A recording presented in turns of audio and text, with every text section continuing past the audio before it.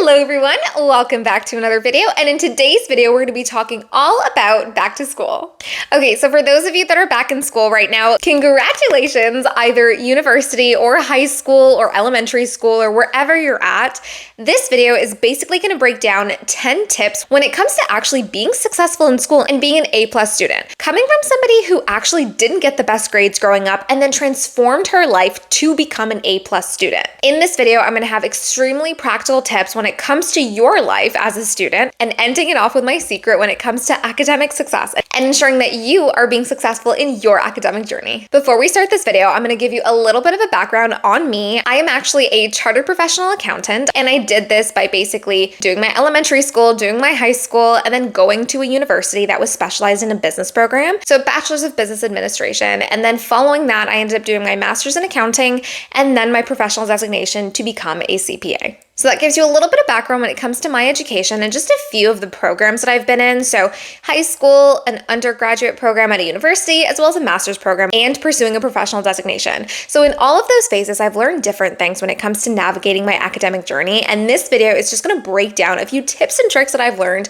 over the years to become an A+ student, as well as to maintain a high GPA if that is something that you're looking to do. Grab a cute drink, a pencil and a paper, and let's get right into academic success. Habit number 1, make use of your mornings. Guys, the mornings are so crucial when it comes to giving you a little bit of extra time to actually prioritize you. For those of you that know, being in school is extremely stressful. Like literally everything to do, from going to class to doing homework to doing assignments and studying for exams, it can be so exhausting and extremely stressful. But by implementing a very good morning routine that prioritizes you, you can help your mental health. What I recommend that you do is try to wake up at least 2 hours before you have to leave your house to go to school. So what you can do during this time is, one, maybe do a skincare routine that works for you.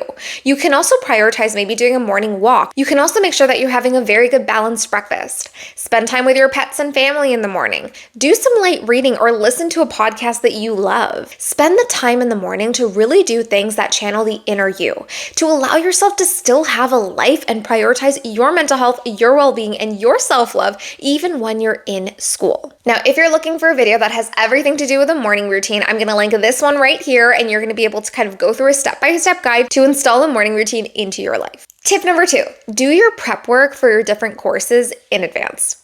Okay, so for those of you that know, normally we have readings for specific classes. So like our teacher or professor will tell us exactly the chapters that we're going to be talking about in that specific class. And what I recommend that you do is actually read that in advance. And we're going to talk a little bit about that in my secret in tip number 10. But basically what this is just read in advance, prep in advance, look at the notes in advance, look at the things that you can and the resources that you can look at in advance to set yourself up for success before the class. Understand the syllabus, look at every course syllabus and see what the course is actually about. Get yourself familiarized with different topics and definitions and the textbook so that it actually helps you when you're in the class and actively having to learn. If you can, attempt the homework questions in advance so that allows you to just have one attempt before you actually do it in class, and do it after class, after the lesson. Tip number 3, stay organized. So this is everything to do with making use of organization tools. This might be an agenda, it might be a note app, it might be Milanote, it might be anything that really works for you to ensure that you're staying organized and on top of things. Guys, let's actually think about this, okay? How many times have you forgotten about an exam or an assignment because the date just completely washed by you, and because there were so many things to focus on that you're like, wait,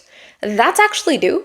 That's happened to me so many times, and I had to learn this lesson the extremely hard way. I remember it was literally the day, guys, the day before a test that I realized I had a test the next day, and after learning this lesson, I realized I'm just gonna get an agenda, write everything down, and ensure that I'm up to date with all my dates, all my due dates, exam dates, and everything I needed to know. So guys, get ahead of the game. Get yourself an agenda, stay organized when it comes to things like this. Know the dates for your assignments, know the dates for your tests, know the dates for your midterm, know every due date and every kind of content shift when it comes to school. Ensure that you're up to date with this and you stay organized when it comes to this. This will really help you when it comes to staying organized and relieving a little bit of that stress when it comes to due dates. Tip number 4, and this one you guys are literally gonna hate me for, but sit at the front of your class. I know guys, literally for me, I remember I used to be like, why would I sit at the front of the class?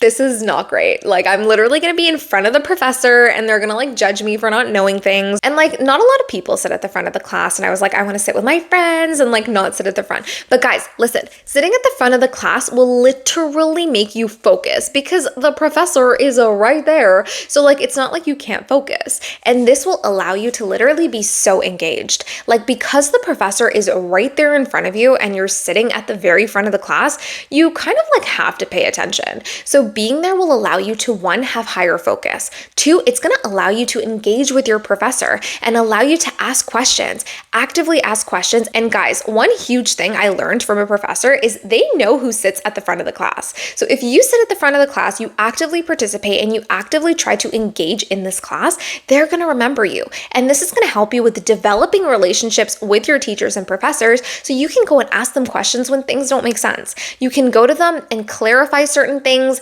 ask for extra homework questions, or have them even help you with your homework questions if you develop that relationship with them upfront. A little bonus tip under tip number 4 here is to please figure out what resources you have in your favor when it comes to school. So if there are extra tutoring classes that you can take from school, if there's like peer help or anything like that, or after class homework help, please look into those. Look into resources that you have at your institution that can help you learn and improve your grades. It's very, very essential that you look into these. The onus is really on you to go and look for them. So make sure you're up to date with these kind of things. Tip number 5, check your surroundings. We've said this so many times. You are the average of the 5 people you choose to engage with the most. So the friends that you choose in university or high school or college or wherever you are going to matter. If you are friends with people that do not want to go anywhere in their life, you are also not going to go anywhere in your life. So I want you to keep this in mind when it comes to the friends that you make in school. Make sure that you're picking friends with people that are going in the same direction as you. And here's a video I'll link that has everything to do with friendships and cultivating friendships, maintaining and also removing friendships that are not good for you. Be honest with yourself about the friends that are in your inner circle. Know who exactly is a supportive and helpful friend and who is not. And some of the tips that I can give you here when it comes to evaluating that in school is, does this friend actually pay attention in class? Are they actively trying to learn and achieve things for themselves as well? Do they actually prioritize being in school? Do they prioritize getting good grades just as much as you do? Can you guys actually help each other when it comes to test assignments and make sure that you're maybe studying with each other or doing like peer evaluations with each other or practice tests together? Are you able to do that with this person? Evaluate this. See if this is somebody that will make a good peer when it comes to getting your way through school. And if it's not, ditch it. This kind of links back to our tip number 4 about sitting at the front of the class, but I also realized the people that would actually sit at the front of the class were the ones that wanted to actively learn, the ones that had the similar mindsets to me. And so when I started sitting at the front of the class, I realized I was like, wow, I started making friends with the people that sat at the front of the class, and that really helped me get to where I am today. Number 6, get enough sleep. Make sure that you're recharging yourself, giving yourself enough energy to be productive and to be mentally active when it comes to school. And I know the ones where we have to have very late nights and study for endless hours, but guys, understand the root cause of that. Investing more time into something might not be the answer that you're looking for. Maybe it's even the fact that you might be procrastinating when it comes to work that leads you to not getting good sleep. Get very clear on what the issue is when it comes to sleeping a specific amount of time every night. Sleep is super important when it comes to your mental health and when it comes to actually ensuring that the information you're inputting into your brain is in fact sticking there, guys. Sleep is essential when it comes to storing that information in your brain because your brain actually needs to process information in different sections of your brain. Sleep actually allows your brain to calm down and basically like store that information. It does a filing system where it puts information where it needs to go. So the next day you're able to actually retrieve it and work on your neural pathways to retrieve information when necessary. Number 7, romanticize school. Yes, guys, you heard it correctly. We've spoken about romanticizing our life, and this also actually does apply to school. So make sure you're romanticizing your school experience. Guys, as somebody that's been out of school, like my first year of uni was 8 years ago. 8 years. The time has flown. I look back at it now and I'm like, oh my gosh, I wish I actually spent the time to romanticize my school life, because now as an adult looking back at it, it's those are beautiful moments, that we're not gonna get again. So I really urge for those of you that are in school right now, please romanticize your school life. Please romanticize those moments, because when you'll be, through school and like me, working full time and doing your own thing, you're gonna wanna look back at it and see how much love and investment and time and every beautiful experience that you cultivated from that experience. So please allow yourself to romanticize that. Whether that be, having this good morning routine, it could be literally buying yourself really cute pen and paper and all your tools that you need, that you love and that you feel are authentic to you. Get dressed up. Go on Pinterest and find cute back to school outfits that you can wear that will literally help you romanticize your life when it comes to school. It's so crucial and just adds to that factor of self-confidence and being true and authentic to who you are. Number 8, eat well. Ensure that you are getting a very healthy, balanced meal when it comes to being in school. Guys, this is so crucial, okay? Your health matters. Make sure you are eating exactly what you need to be eating. So have your meals, ensure that it's balanced. For those of you that are cooking for yourself, maybe try to meal plan. Try to have some sort of diet that you follow, or that can allow you to kind of take that off of your plate and just allow you to focus on school and have food ready and prepared for you. It might also be, if you are cooking or you have a parent that's cooking, that's an amazing opportunity for you to eat healthy food. Don't do takeout every night. I promise you that will chip away at you little by little, because your energy will be drained. There is nothing good in takeout. Now, needless to say, you can have takeout every now and then. Treat it as a little meal for you when it comes to you achieving something. Go and buy yourself that slice of cake. Go and eat ice cream whenever, you pass a test and you're like, wow, this is so amazing and I love my grade. Treat yourself. Treat yourself when you can when it comes to this process, because guys, it is not easy. Being in school and going through this process is so stressful, and I completely get it. So treat yourself whenever you can, but also understand that a balanced diet is essential when it comes to energy and ensuring your success when it comes to school. Number 9, physical activity. Ensure that you're getting some sort of physical activity on a day-to-day basis, guys, both for physical and mental health. This is going to help so much, because it's going to allow you to just have a little bit of something that gets you going every day. And I promise you, once you get into a good routine of a little bit of physical activity every day, it's going to make a difference in your life. When I started doing physical activity in university, I realized that it really helped maintain my mental health. Just a little bit of exercise, whether that's an at-home workout, maybe going to the gym, going on a walk, walking a treadmill, being on the Peloton, whatever just works for you and gives you a little bit of physical movement and activity is sufficient. All right, guys, number 10, we are here. I'm gonna spill the tea, okay, quite literally spill the tea on the secret to giving you academic success. This took me a while to learn, and I'm gonna give it to you. And trust me, if you trust this process and you actually try to implement this into your schedule at school, you will be an A+ student in no time. I promise you. This one actually works. So this is a 3-step process. The before, which is done at home in your own time, the during, which is done in class, and the after, which is done after class at home. The first step is to look at all your courses and prioritize which ones are easy and which ones are hard. Now, we all have those courses that are super easy that we don't necessarily have to study endless hours for, right? And then there are ones that are really hard. And we know those are the ones that a lot of students don't actually pass. So I want you on a scale from easiest to hardest to list out your courses. And I also want you to keep in mind, something being easy to everybody else doesn't mean it's going to be easy for you. So prioritize this according to yourself and how you feel about these courses and how you feel according to your skill set. That's completely okay. Step number 2, now you're going to look at those difficult courses and you're going to look into the syllabus of each of those courses. What chapters are assigned per each week? Make sure you're in line with all the due dates and everything that that course has to do with. Step number 3, look at the reading for that class for next week. Sit with yourself in the before and actually do the reading. And here is the key to it. Instead of learning, you're going to do something that I call actively learning.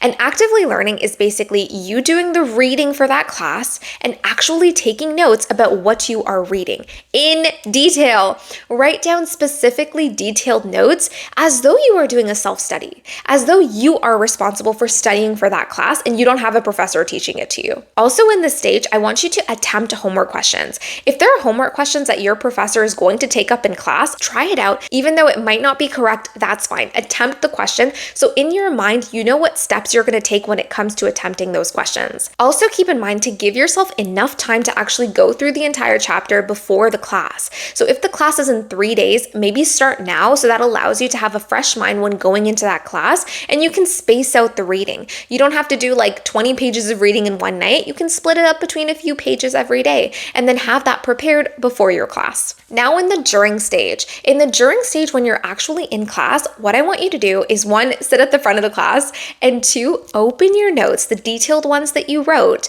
And while the professor is teaching you, you are going to write little notes that I call gap notes in a different color pen or a different color font on your laptop that has to do with filling the gaps between what you've learned in the textbook and what your teacher is teaching. And this is basically going to allow you to actually listen to what your teacher is saying and not just sit there and learn a concept for the very first time. You've already learned it prior to that. So now you can fill in the gaps. Something else that you can do here is because you attempted the homework question beforehand, you can actually try to attempt to answer it during the class and allow your professor to correct you and fill in the gaps as well when it comes to your homework question. Ask as many questions as you need to. You already did the reading, so now you're going to have some questions that you might be like, wait, I don't actually understand what that means. Can you please clarify that for me? This will allow you to actually get very clear on the content. Moving on to the after, and this is when you're at home. Now what you're going to do is you're going to open up those notes again and you're going to go through them. Just review the notes, what you wrote and all the content gaps that your professor filled in. Go over the homework question that you guys did in class and then do the homework questions that you've been assigned after class. And guys, here's the beauty of actively learning. You have gone through this content 3 times already before an exam, a midterm, a final, or a test. And how amazing is that? Your brain has looked at that content 3 times. So by the time that exam comes up, all you really need to do is review the notes that you took and do the homework questions. That's quite literally it. And this is the beauty of actively learning. I urge you to try this process out and see if it helps you because guys, this transformed my academic life. When I learned to do this, I realized, oh my gosh, I don't need to spend like hours studying something. I can just study smart instead of studying hard. All right, guys, that is all for our video today on back to school tips and tricks to make you an academic success. I hope this video was helpful when it comes to navigating your way through how to become an A+ student from somebody who went through quite a bit of school and also learned quite a bit of lessons. I believe in you, I know you can do it, and I'll see you next time.